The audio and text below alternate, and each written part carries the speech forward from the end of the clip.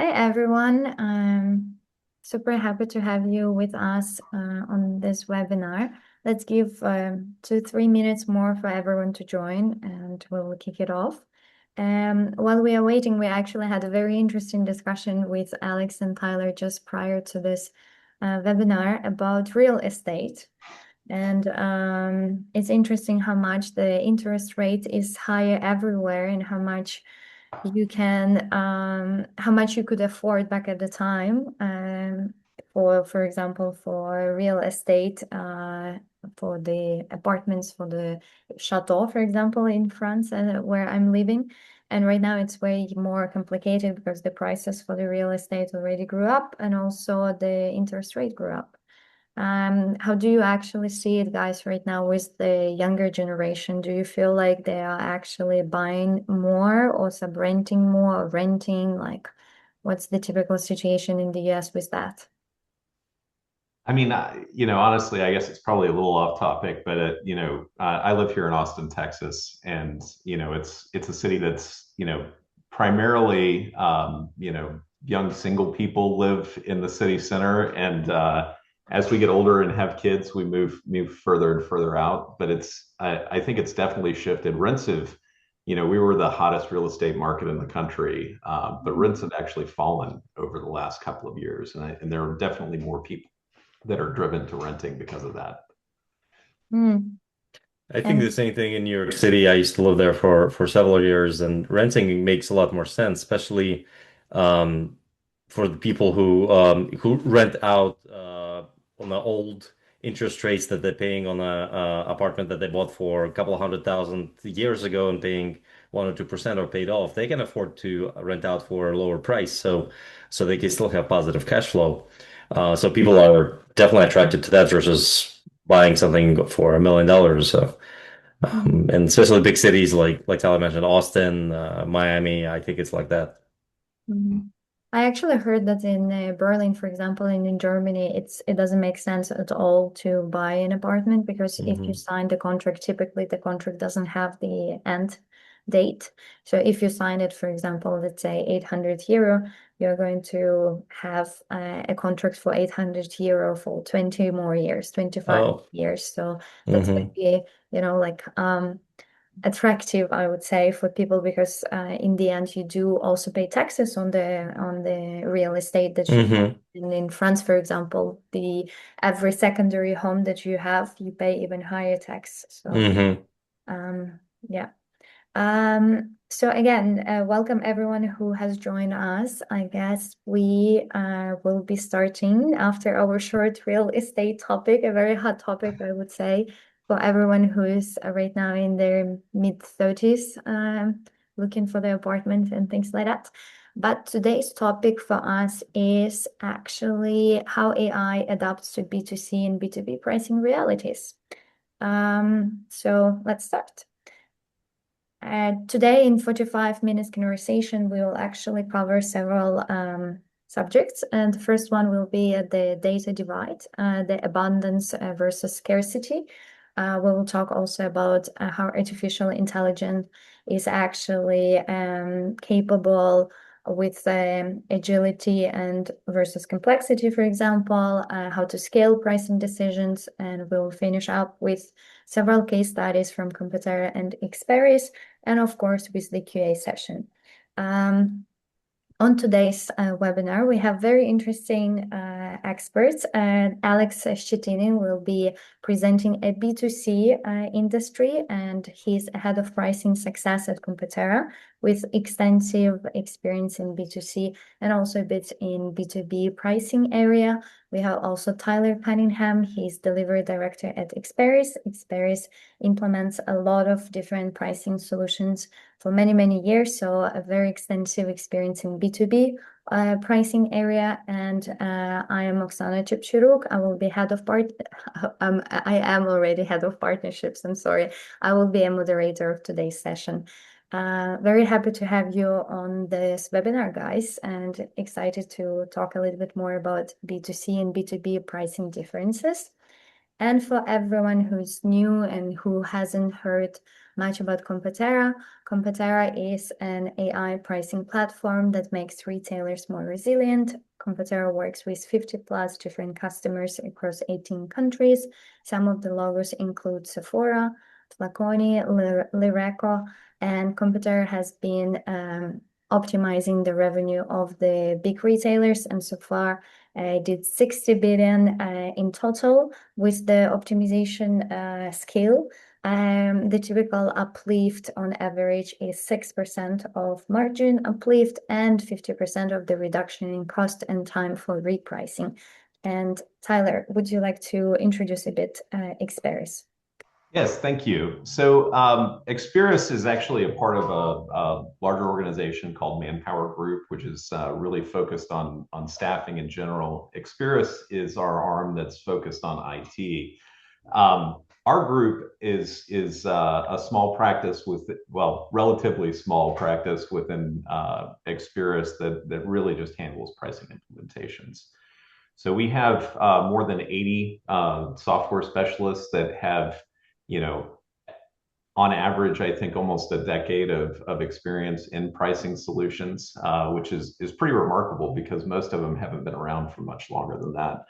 One of the advantages that we have of being part of a larger organization is that, pricing doesn't really live in a vacuum, right? We're constantly working on, driving connections to ERP systems, CPQ systems, CRM systems. So, this organization kind of allows us to scale and reach as far into your, needs as you need us to. So if there are ELT needs or anything like that as you're doing your implementation, we can build a package that suits you.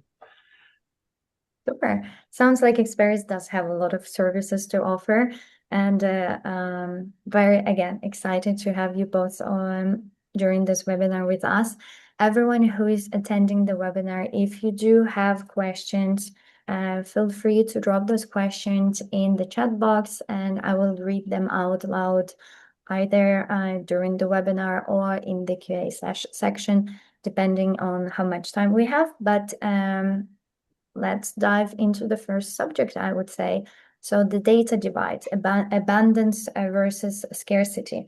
As I already kind of highlighted a bit, we will have B2C and B2B differences, and Alex is going to cover the B2C section, and Tyler is going to cover B2B section. So you will hear everything related from the B2C pricing and how much is different from the B2B perspective. So Alex, would you like to start?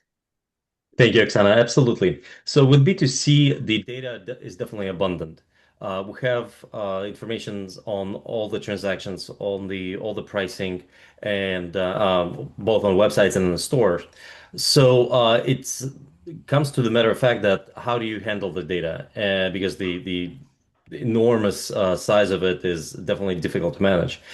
In addition to some of the sort of surface and obvious data points such as sales and pricing and perhaps foot traffic and volume at the stores, there's also plenty of data points that can be leveraged for your modeling and for your sales predictions that are not perhaps obvious to consumers, but nonetheless are tracked by a lot of retailers or a lot of providers of data to the retailers, such as web history and how do they get from opening their computer and what sites they visit before they actually make a purchase on your particular site. So that's one example. So there are some apps that even track your kind of your path through the physical store based on your iPhone location. Of course, some of them are somewhat regulated in the gray area in terms of the ethical use of the data. But as long as the customer and the user agrees to that, the data points are being collected for that particular purpose. So to kind of to summarize the data level and availability for retailers, it's huge.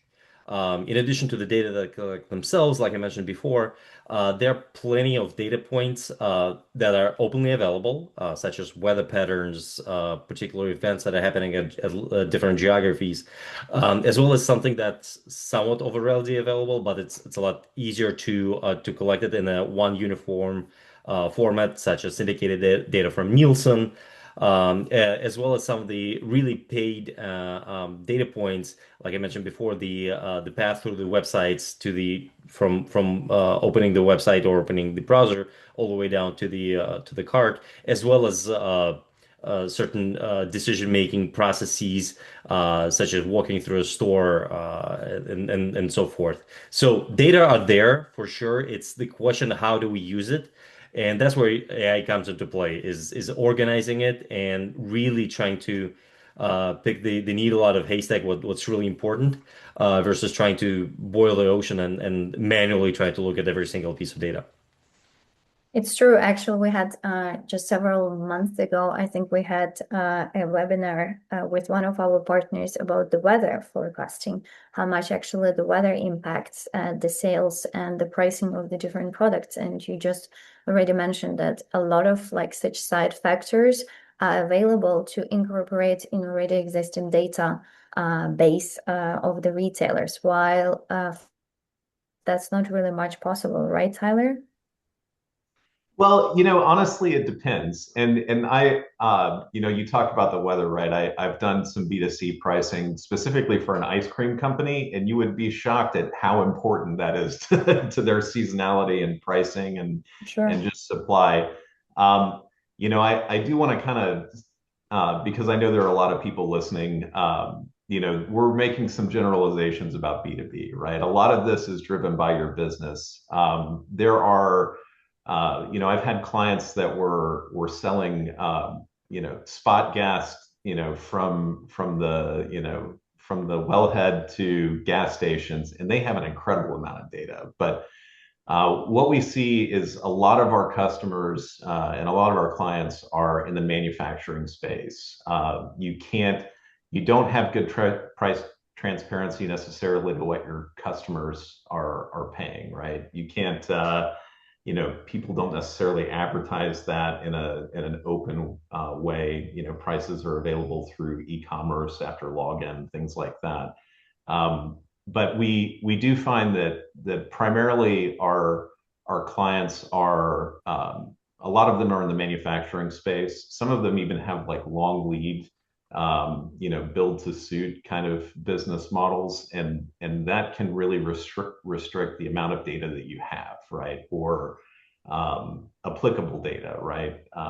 So it's definitely a challenge. One advantage that we do have is kind of the depth, right? When we look at our customers in the B2B side, we can see, where they're buying it from, where they're headquartered, where they're shipping it to, what their overall,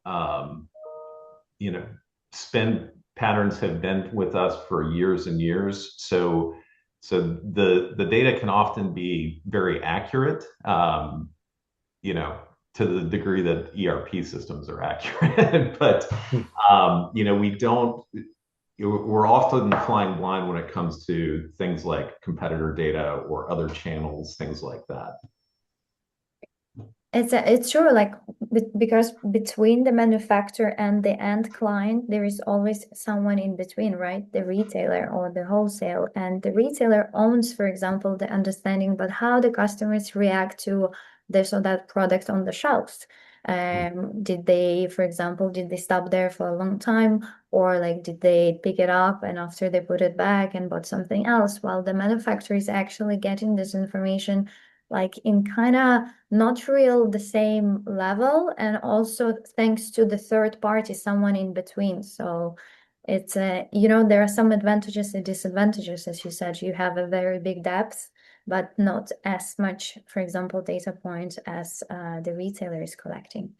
Well, and honestly, it's I think a lot of our customers, they should really come into this with some sort of problem to solve, and I've had clients that are in the food distribution business. They sell to restaurants, right? And they've come to me and said, our biggest seller is blueberries or raspberries, right? So what we really care about is margin leakage that's driven by the spot price of that, or they're manufacturing animal feed, so they care about corn or grain prices, and those things are available, and we can incorporate those if we're doing kind of a cost plus model. But as we've said here, very generally, especially in distribution and manufacturing, those data points are kind of limited, and I'm jealous that Alex gets more chances to work with huge syndicated data sets and doing A and B testing. So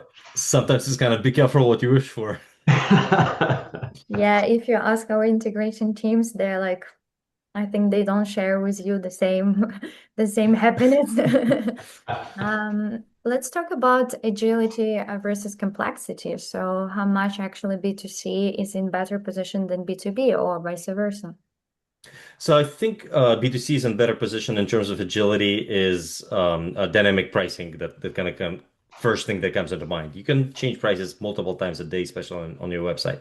You're not locked in by any of the contract limitations, or in the store there's some store labor limitations, but that kind of gradually fades away with on-shelf electronic labels as well. So in essence, you can change the prices anytime you want, and that's really big check mark for for agility here. And kind of all the pieces that you collect fall into that tactic, into the really being able to change the prices rapidly. So whatever it's rapid demand change for various reasons, such as weather or local events or whatnot, or inventory shortage. Your inventory management falls right into place that you can change the prices. So you really are enabled to react really quickly, and at the same time, you are also enabled to proactively change your prices. Not necessarily even reacting to competition, but anticipating certain changes in demand, anticipating certain changes in competitive behavior, and using some of the external factors. You can build a model, utilize existing models that are constantly learning in order to provide the best prices actually ahead of time. And you can do it within really moments notice, within the same day, within a couple hours. So by using that capability, you can absolutely increase your volume, your brand perception, which is huge for retailers, and with that, obviously increase the all the metrics that are important to you. So agility is definitely, the ability to be agile is definitely there. It's the questions: how do we properly use it? How do we install it? And how we don't paralyze it by legacy constraints and legacy habits that we had in the past. And I've worked on both sides as a consultant as well as at retail myself, and there are a lot of legacy processes that were put in place for a good reason at the time, but that time could have been 30 years ago. And so the world has definitely changed, and it's progressing to change. So the approval processes, some of the processing times are way outdated, especially for big retailers, and understandably so. The structure is built over decades, and it's a robust structure, but it definitely needs oomph for it to be modern and really focusing on a customer, not being limited by internal factors. So it's kind of twofold here. The will to be agile is definitely there. The technology definitely there. It's enabling that technology within big organizations and big structures. That's the biggest challenge that retailers are facing right now.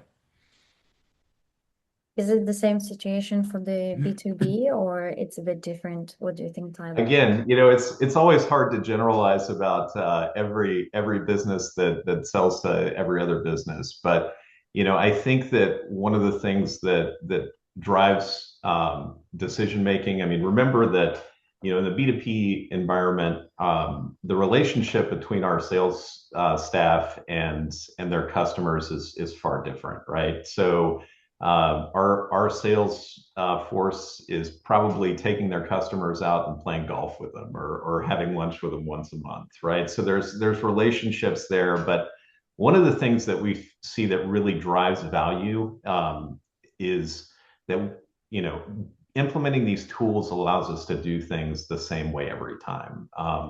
When we look at those shoppers, they buy a little differently, right? The speed of being able to execute and make a decision is really critical. So one of the things that we focus on a lot is our quoting modules and a lot of our pricing tools.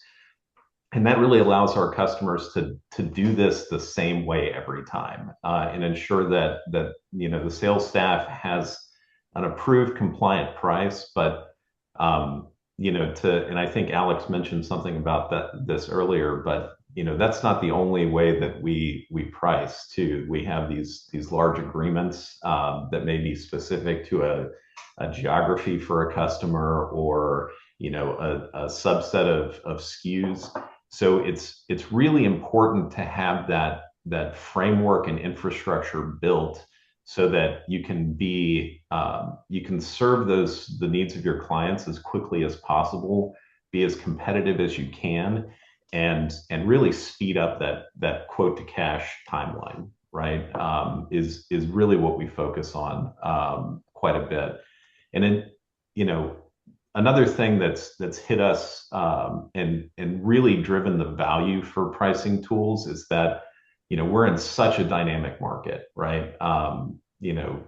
With I mean, maybe it's been 5 years now, but COVID really changed the landscape for pricing in a short term kind of way, right? I remember having chip manufacturers that you know a lot of our models are demand based, right? And we assume that we can make as many of something as somebody wants at a certain price, but we've seen that assumption kind of fall apart a few times, right? Our clients are really interested in understanding their price waterfall, and how things like tariffs that are have become very dynamic in the United States are affecting their overall costs, and how they pass those things through from the pricing side. So it's the focus on the B2B side is really about reinforcing the process, doing it the same way every time, and ensuring that we're addressing things like price execution, margin leakage on a continuous basis. Got it. We actually have a very interesting question from James in the chat, and it's quite relevant to the question that we're discussing right now. So I would like to ask you both, actually, how can artificial intelligence surface unknown unknowns, factors humans don't even think to test? For example, Alex, from your experience in B2C, what do you think those could be? Unknown unknowns. Yeah, it's a very good question. So let me probably start with the logic of kind of finding those unknown unknowns. There are a lot of obviously there are a lot of data points, and from what on surface may seem as a spurious correlation, may not necessarily mean cause and effect. But with the AI, you are enabled to find that relatively quickly. So you can run AI agent to find whatever the correlations related to let's say demand. That's the most straightforward metric that you can measure. And let's say something not necessarily obvious comes out.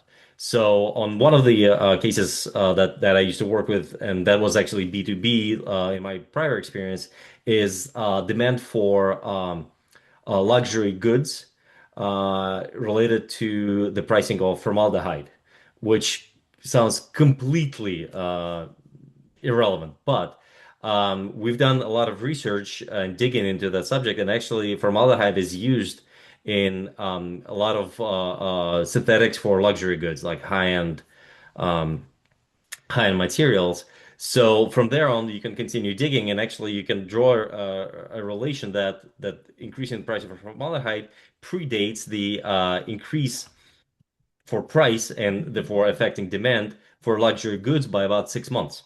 So this is kind of you don't know what you don't know, and AI can definitely help you find that and prove it, disprove it relatively quickly versus kind of shooting in the dark and see if it works or not. So that's just one of the examples, but AI can enable you to find correlations and can apply logic and machine learning logic to figure out if those relations are spurious or there's truly something to it. And if that's truly something to it, you just found a needle in a haystack. You can actually use that for making pricing decisions going forward and apply it in different cases. So the ultimate question for retail is we don't know what we don't like what we don't know what we don't know can definitely be solved by AI by looking for those correlations and then applying, of course, those into decision making process. Tyler, Yeah, I actually mean, just noting. to add on what Alex said, James, I think the what shocks me is this how much faster we can do this now. When I started my career, somebody would ask a business question, and I would say, yeah, I'll get on that, right? And after several days of like pulling the relevant data, doing the analysis, presenting it, we might have an answer. But that was so labor intensive. And then, 4 or 5 years ago, we say, okay, we're making these same types of decisions over and over again. So let's build a dashboard so that that information flows through and we can look at it and make pricing or any business decision relatively quickly. What we're seeing now is there are AI agents that will just sit on top of the data and much like having a 23-year-old Tyler Cunningham like going digging through and instead of coming back to you with that unique answer in a week, they can do it in a matter of minutes, right? So I think that what this has caused is us to be able to really like speed up our decision making process and make decisions with more complete and better information from the underlying data. Yeah, for sure. It's like having probably several Tyler Cunningham, 23 years old and super optimistic and very eager to help within several seconds. The next question, and we kind of uncovered it a bit because scaling pricing decisions is actually also a very tough process in a lot of industries, including B2C and B2B manufacturing and retail.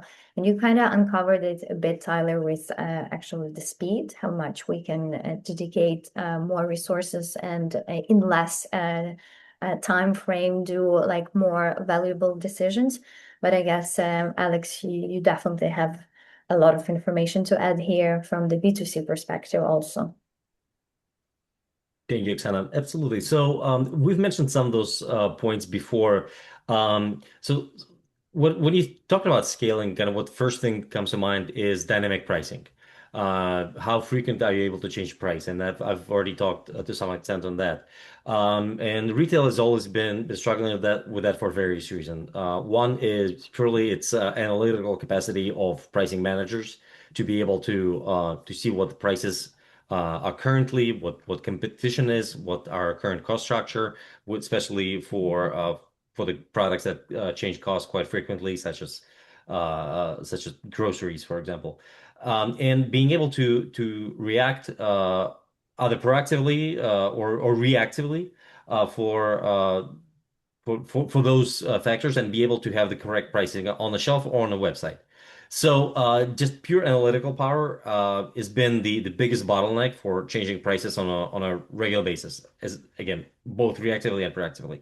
And with AI, the analytics are definitely there and presented to you in such a easy format that you can make thousands of price changes versus dozens within a matter of a day, let's say, or day in a life of pricing analyst.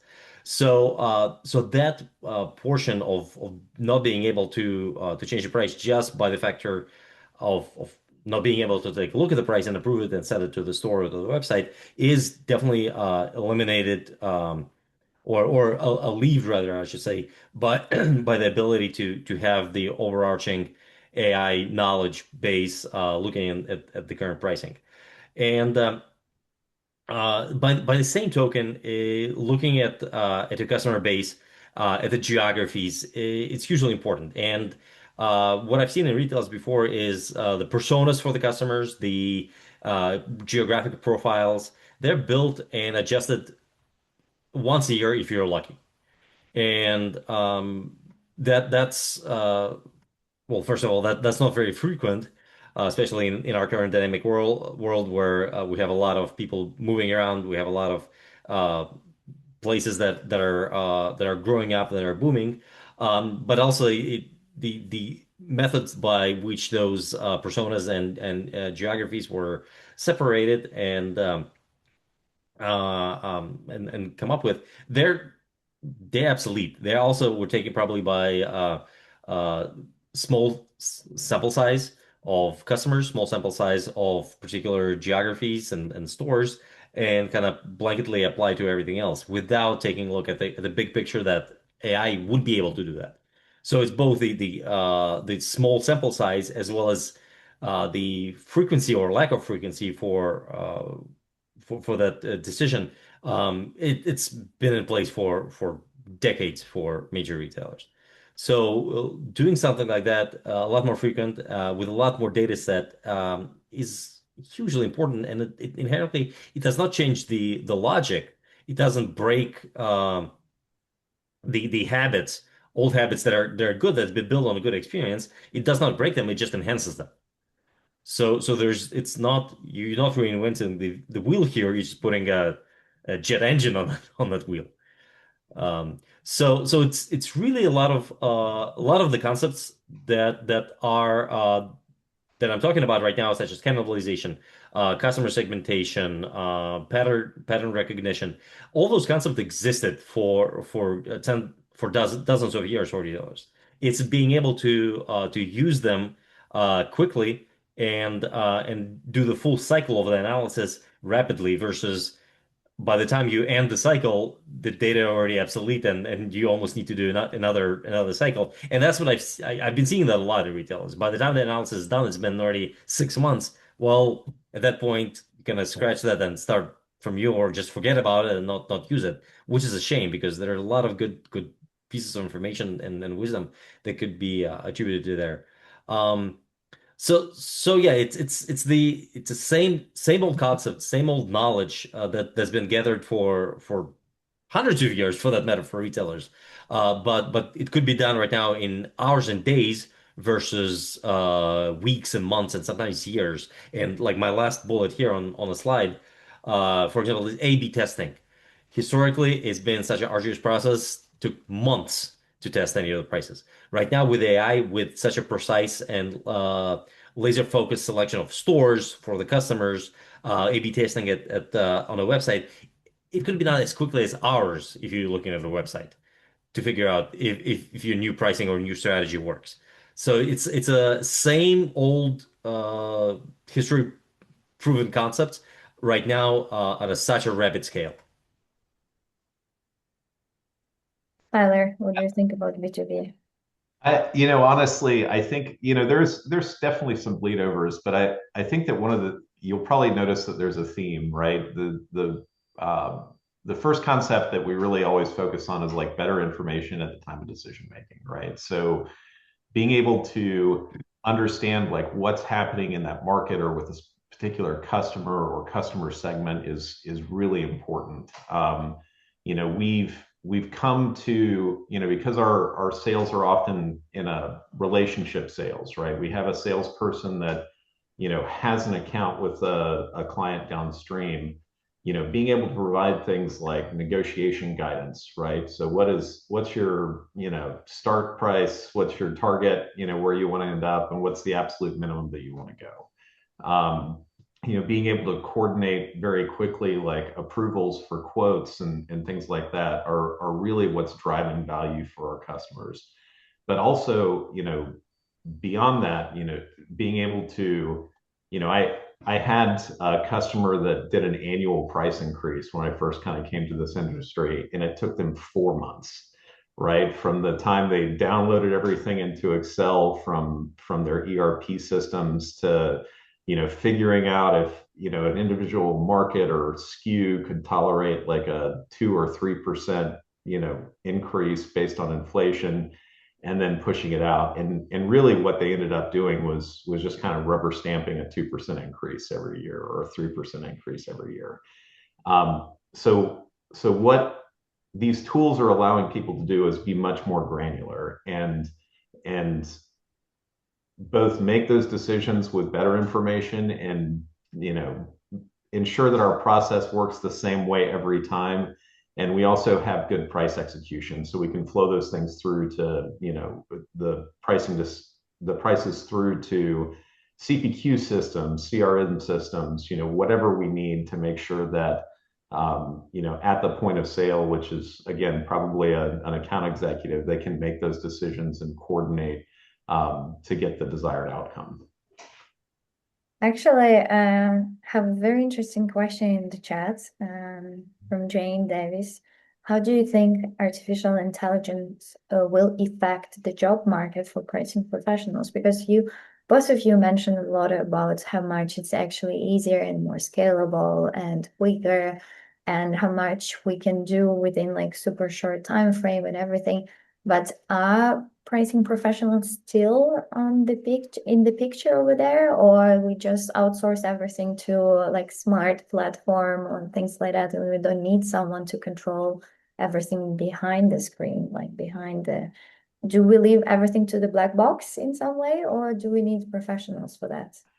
So I'll start off with this, but I'll kind of go back to that example that I had of 22-year-old analyst Tyler taking a week to get an answer, right? And honestly, large organizations have been able to pay for that kind of insight, even though it took a long time. But what I think AI will do is, one, I think it will drive better pricing decisions further down market, right? So you're not going to have to work at like Coca-Cola to make good pricing decisions, or having a pricing organization, regional. I have a good friend that works for like a regional plumbing supply and services contractor, and they're really excited about being able to do dynamic pricing in Southern California, right? They were here around Thanksgiving and talked about that initiative that they're working out. So I think that there will be more opportunities further down market. But I also think that it's going to change the way that we work, right? A lot of, 10, 15 years ago, making these decisions was a lot of grunt work, and it was a lot of Excel spreadsheets and moving things around. That opens things up for inaccuracies and mistakes.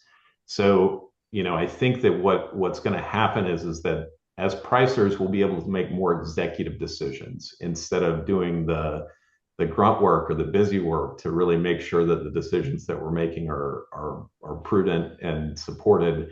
We can have that information and execute it much faster. So the speed of change is just become accelerated quite a bit. At Computer, we actually like to say that our artificial intelligence is the car, but someone needs to drive that car. No one will, basically this car will not end up in the end point if there is no pricing strategy and no driver, on the front seat. So we can give you the latest, coolest car ever, but if you don't know where to drive it, it will not lead you anywhere, right? So I guess. Yeah, I mean, a human in a loop is really important, right? There are some incredible examples of, you can train AI to do a task over and over again, and in that decision-making process will work as long as there are no external factors. But if you have things like supply chain shocks, right? I mean, on the B2B side, our pricing is often assumed to be, we're modeling the demand side. So volume and price have a certain relationship. But, if you're at the example I used before, a chip manufacturer, and you're raising prices because you can't supply, right? Most of our demand models are going to tell you that you should lower prices because your volume's dropping, and your price is increasing, but that's really because you don't have enough to sell. So we can't leave these pricing systems are not anywhere near being on autopilot. Um, and I'll probably use a lot of those analogies because I used to be in the Air Force, but we really need that squishy human part in the middle to make the decisions that might be unique or might be the curveball, right? Sure. Thanks for sharing all those examples. It totally does make sense. Ex- And with I actually have a couple points to add to that, if you don't mind. So, absolutely agree with Tyler, and absolutely love your Air Force example on that. For for B2C, I think AI also means is a democratization of pricing, and so taking pricing analysts or pricing managers into account, I think actually there's going to be more. We're going to see more of pricing specialists appearing in smaller stores, smaller chains, maybe even like your mom and pop stores. And what I mean by that is historically, if you have just a very small chain or even one of store, the pricing has been, well, if not managed, but it could be cost plus, and then you review it once a year or so.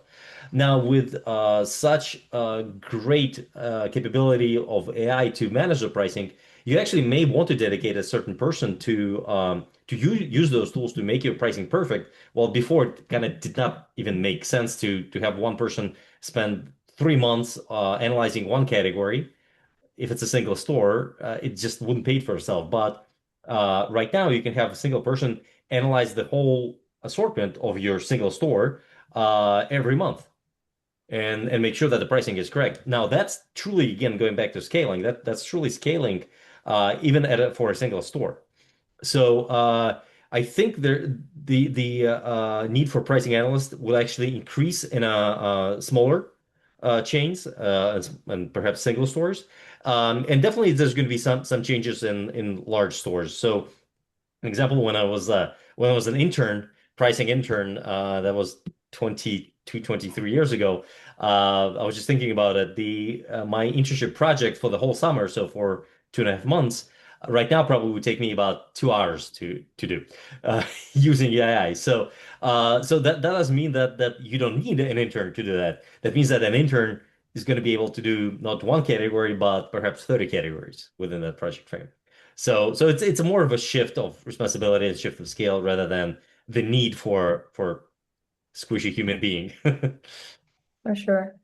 Um, let's actually ramp it up with the poll. Um, please answer in the chat, in the poll, to the question, is your data foundation ready for retail AI? And there are 4 different answers. The first answer is yes, our data is ready for AI. The second one, partially. Some systems are ready, others are not.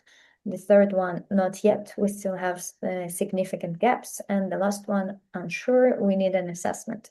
Please leave your answer and we will read the results by the end of the webinar, or maybe follow up with the results after the webinar in our follow-up emails.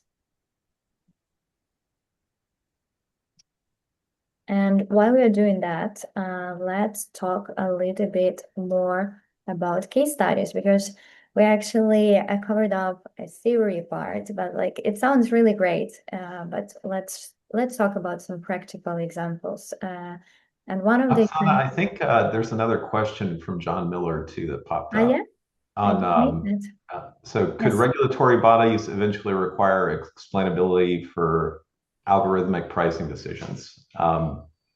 So that's really interesting because we've seen some of as some of our larger clients are going through SOX compliance, they definitely want to see like along the chain how prices were approved and executed, and so we already see that. We've also seen, on the B2B side, we'll often use algorithms that are more simple and explainable. So, logarithmic regression is way more intuitive when you explain it than really advanced neural nets and other, algorithms. So there's definitely been a desire to make pricing recommendations more explainable, just for our own sanity. I think it's absolutely possible that we could come to a point where somebody has to explain pricing increases, right? Especially as we see, our governments are talking about affordability, right? And you guys in retail are pricing the cost of groceries. I mean, do I think that in the future we would have to explain why, bread is 30 cents more a loaf? It's entirely possible. And to a certain extent, those regulations are already in place for regular price changes. And right now, I'm talking about like price gauging and some predator pricing, especially during the events of disasters. You don't increase the prices. So, from my experience working DIY, when hurricanes or floods hit, the prices are frozen. So that I'm not saying that that's going to be necessarily the case with everyday AI pricing, but the retailers are somewhat used to having the regulation and being able to justify the price changes when they're warranted. So I think as long as there's a good level of transparency for the AI pricing, and that could be taught as part of the model learning process.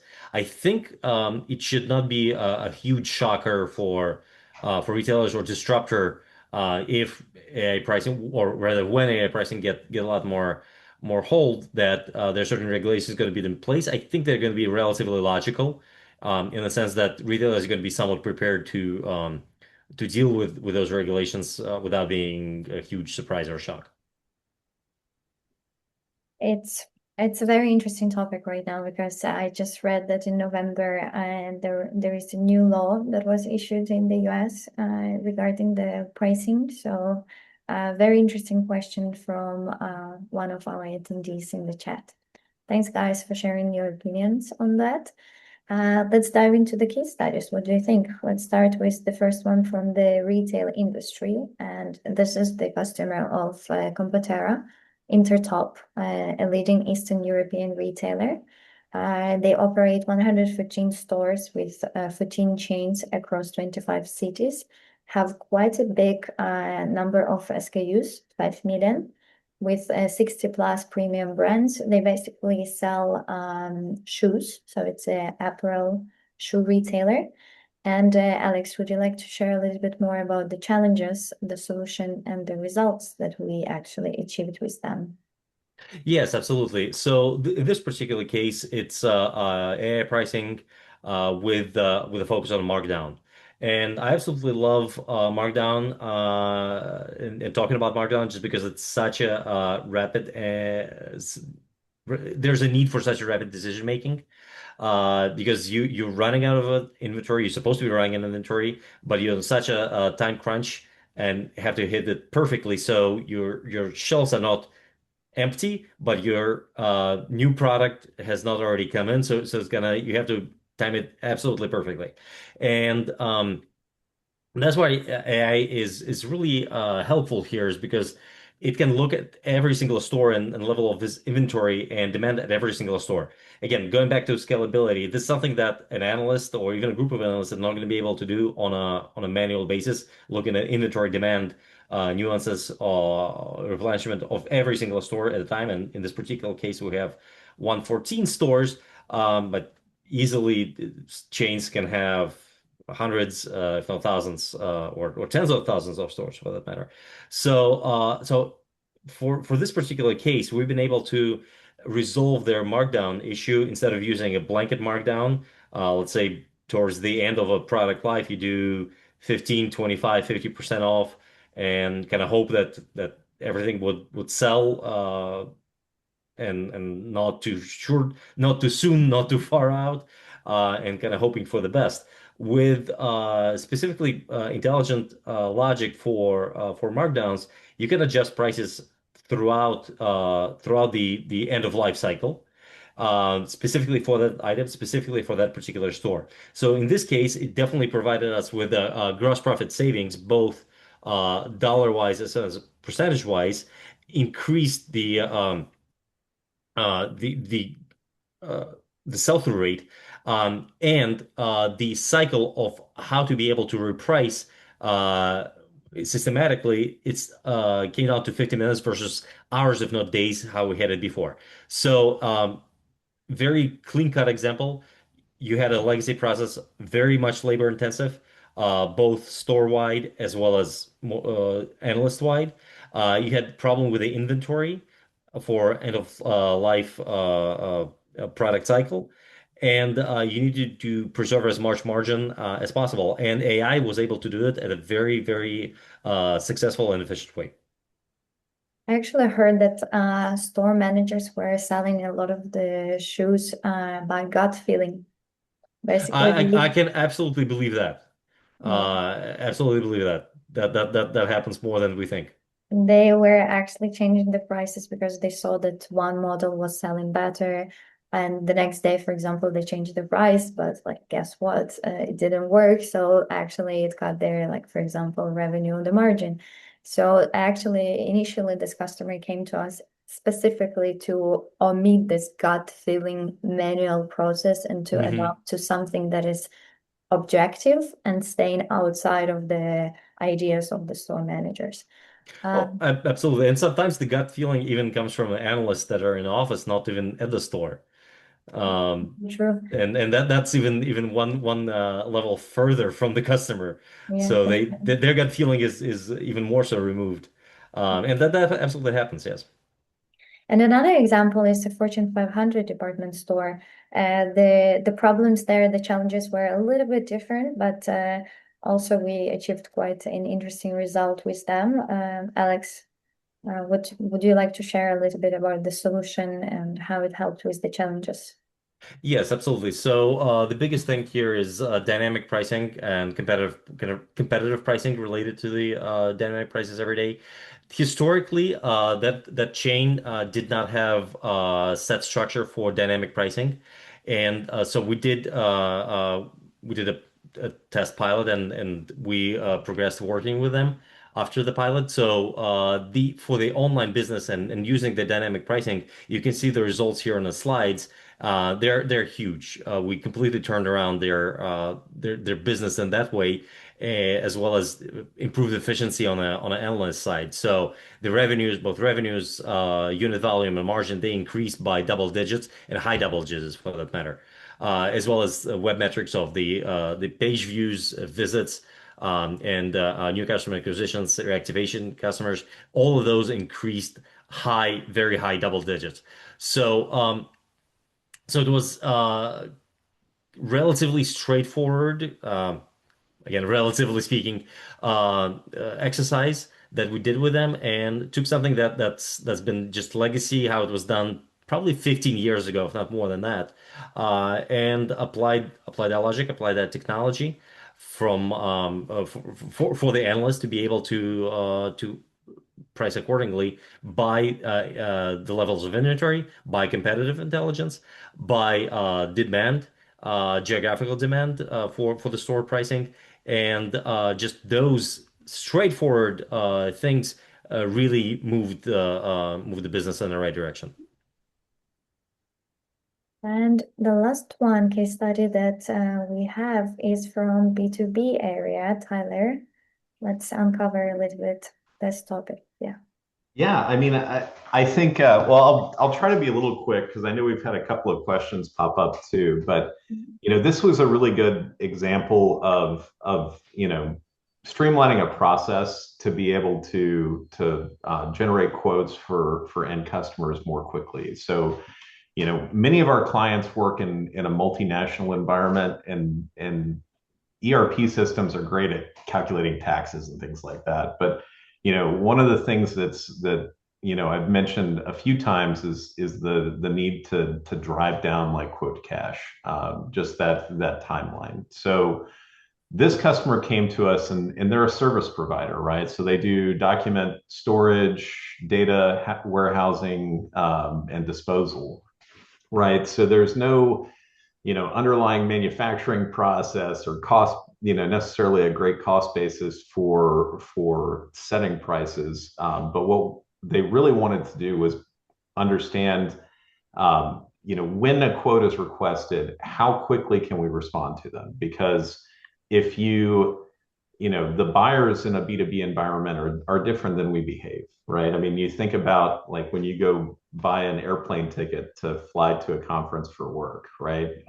You probably make sure that you're in a decent seat and a better timeline versus, if I fly on vacation with my kids, I'd probably stick them in Spirit Airlines and let them, survive. So really the key is for value is being able to drive revenue. And we know that one of the key factors in those decisions is who's going to get back to me first, right? So if you can get back to someone with a good price in a timely manner, you're going to have a higher win rate. And that becomes really complicated when you're talking about 25 different countries.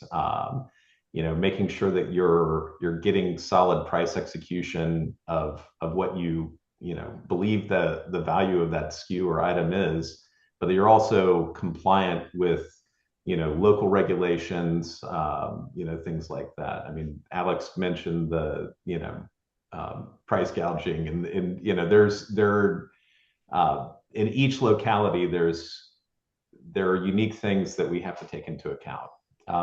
So another thing and this is one of the reasons I have this case study here is the way that we think about these pricing tools, right? This is a very large company, and oftentimes these aren't set it and forget it, right? I mean, it might be for a smaller retailer or a smaller B2B company, but our pricing tools are evolving over time. New features. One of our partners just rolled out an incredible AI agent that sits on top, and you can, ask questions.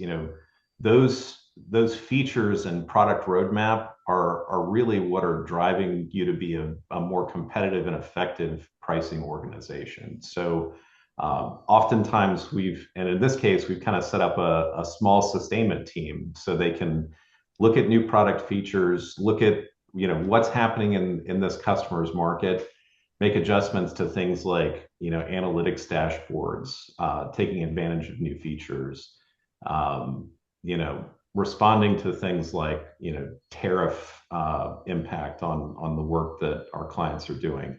And so I think that when one of the important takeaways from this is that really think about what the life cycle of your tool is, what you're going to use it for, not just right now, but going forward, and making sure that you can meet those needs.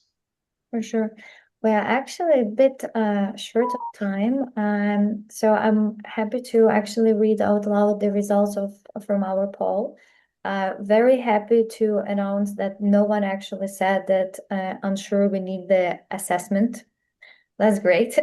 It means that people are actually sure about their data. So 14% said that yes, our data is ready for artificial intelligence, which is also great. 57% said partially. Some systems are ready, others are not. And 29% said not yet, we will have significant gaps. I guess that's only some people who actually responded, not everyone, but still it shows quite a positive shift of the mindset regarding the data, I guess. We have two questions in the chat left. One is from Dan. What are the key factors that lead to successful pricing platform implementation? Guys, very quickly, what do you think are the most important factors for that? Honestly, one of the things that we look at on our side is time to value. So implementing a pricing tool is a big investment, right? You're going to pull pricing analysts away from their day job. You have to understand requirements, get feedback from them.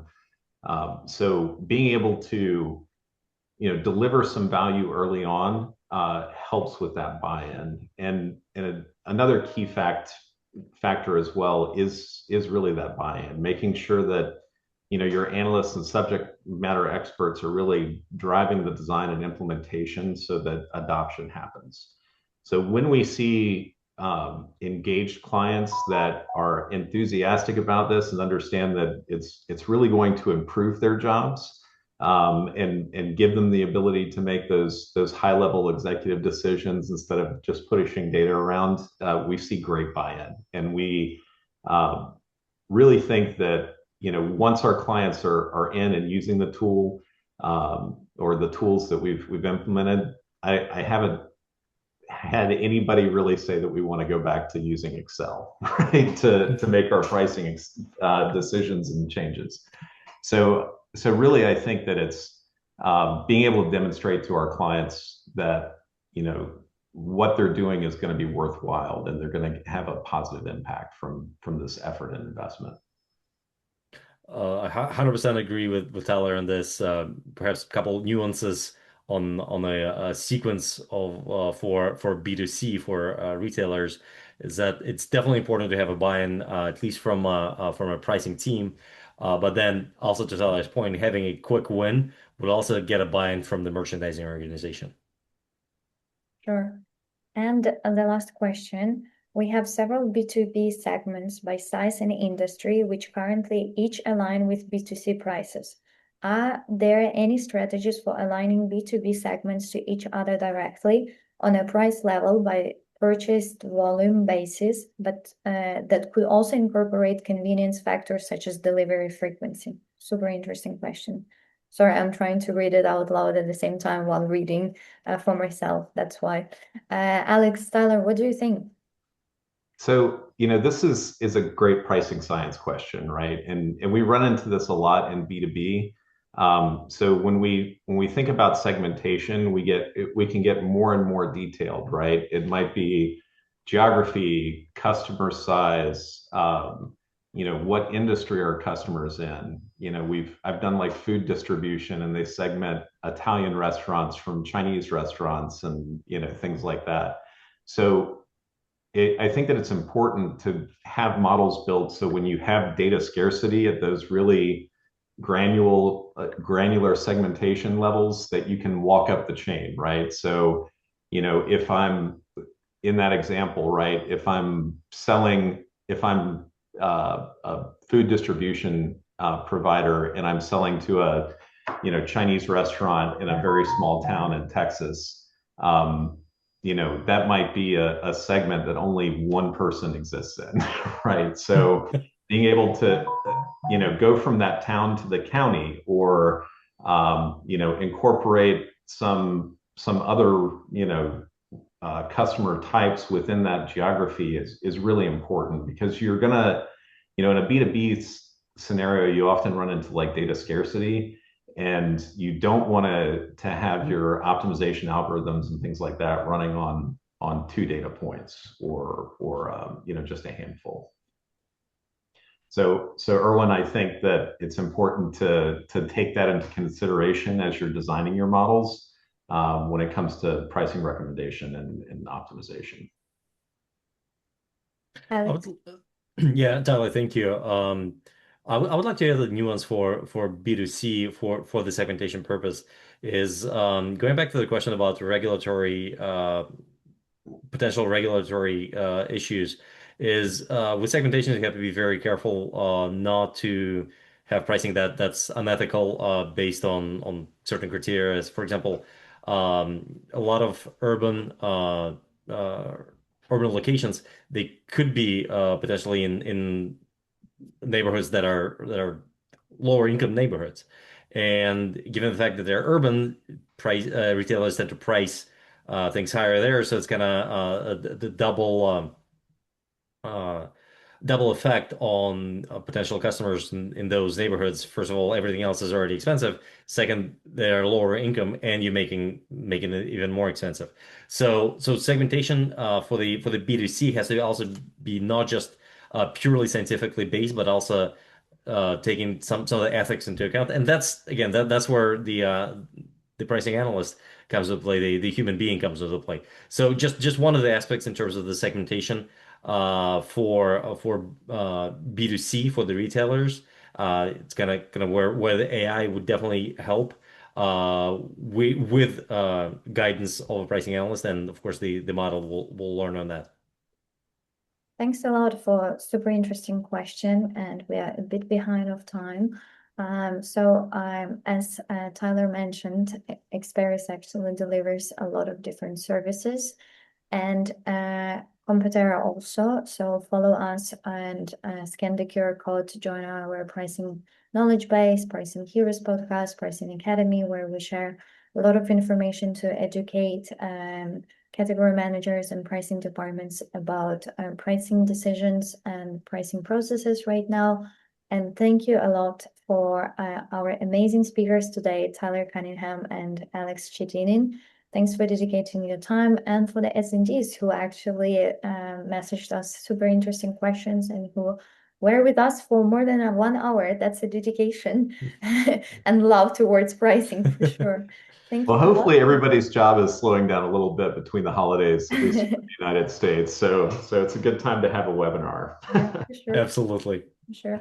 We'll follow up with everyone with the recording of this session and, of course, the presentation. So in case if you didn't have time to ask the question, you also can find our emails just below our beautiful pictures. So message us and we'll, of course, answer to the question. Thank you a lot and have a wonderful end to the week ahead. Bye-bye. Thank you, Oksana. Thank you, Tyler.